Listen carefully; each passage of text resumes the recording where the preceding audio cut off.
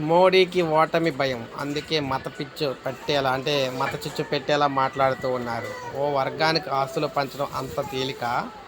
ఆదిలాబాద్లో కాంగ్రెస్ అభ్యర్థి గెలవకపోతే పథకాలు ఆగిపోయే ప్రమాదం. భాజపా కోసం కేసీఆర్ డమ్మీ అభ్యర్థులను నిలబెట్టారు.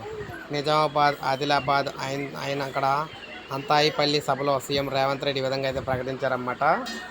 ప్రధాని మోడీ ఓటమి భయం వెంటాడుతూ ఉందని, అందుకే మతాల మధ్య చిచ్చు పెట్టేలా, అశాంతిని ప్రేరేపించేలా మాట్లాడుతున్నారని అన్నారు. ముఖ్యంగా అంబేద్కర్ రాసిన రాజ్యాంగంపై ప్రమాణం చేసిన వ్యక్తి ఇలా మాట్లాడడం దేశానికి మంచిది కాదన్నారు. రాజస్థాన్లో ఎన్నికల ప్రచార సభలో మోడీ చేసిన వ్యాఖ్యలపై రేవంత్ స్పందించారు.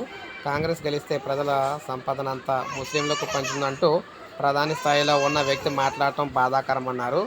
అసలు అన్నదమ్ములు ఆస్తులు పంచుకోవాలన్నా రిజిస్ట్రేషన్ చేయించుకోవాల్సి ఉంటుందని, అక్రమంగా ఎవరైనా ఆస్తులు రాయించుకుంటే శిక్షించేందుకు చట్టాలు ఉన్నాయని పేర్కొన్నారు. ఓ వర్గం ఆస్తిని ఇతర వర్గాల వారికి ఎలా పంచుతారని ప్రశ్నించారు. కాంగ్రెస్ సెక్యులర్ పార్టీ అన్న విషయాన్ని మరవద్దన్నారన్నమాట. సో ఈ విధంగా చూసుకున్నట్లయితే ప్రజలకు, మహిళలకు, అందరికీ, గిరిజనులకు, నిరుద్యోగులకు అందరికీ కూడా న్యాయం చేసేది ఒక కాంగ్రెసేనని. సో కాంగ్రెస్ని గెలిపించుకుంటే ప్రజెంట్ ఉన్న పథకాలన్నీ కొనసాగుతాయని, లేకపోతే పథకాలన్నీ ఆగిపోతాయని చెప్పేసి తెలియజేయడం జరిగింది. సో ఇది మనకి లేటెస్ట్ అప్డేట్. ఒక లైక్ చేయండి, సబ్స్క్రైబ్ చేసుకోవద్దు, మన ఛానల్ సబ్స్క్రైబ్ చేసుకోండి.